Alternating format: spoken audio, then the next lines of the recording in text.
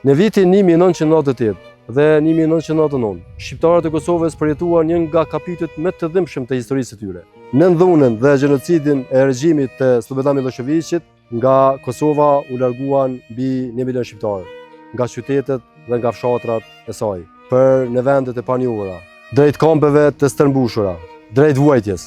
Nga kjo lokomotiv, nga këto vagona, nëpërmjet këtyre binarëve, për në Maqedoninë e atëhershme kaluan qindra dhe mijëra gra, fëmijë, pleq, të friksuar për të grumbulluar në kampet famkeqe të Bllacës, në tokën e Maqedonisë së atëhershme.